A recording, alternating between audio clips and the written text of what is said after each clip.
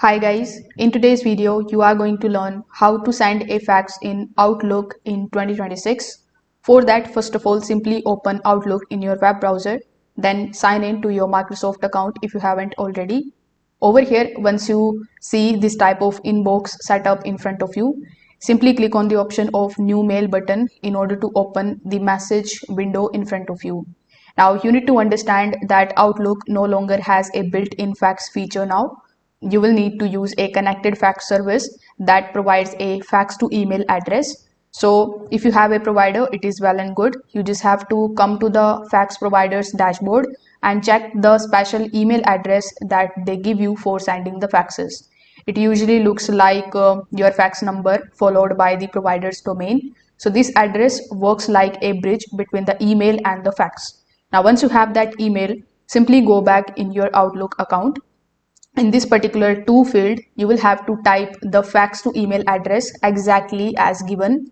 In the subject line, you can type the recipient's fax number with the correct country or the area code.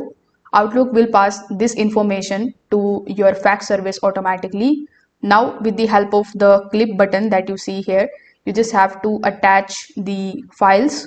So here you can just simply attach the files that you want to fax. You can attach PDFs, Word documents, images. Just make sure that the document is clear and properly named so that the fax service can convert it without any errors. Now, after attaching the file, you can leave the email body empty unless your provider supports adding a cover page using the text. If it does, simply write the message in the body and it will appear as the cover page on the fax. Now, once you are done, simply click on this send option here on the top, and Outlook is going to send the email to your fax provider, and then the provider is going to convert the file into a fax and deliver it to the recipient's machine.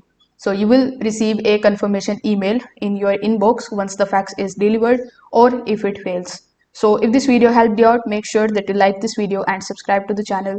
Thanks for watching.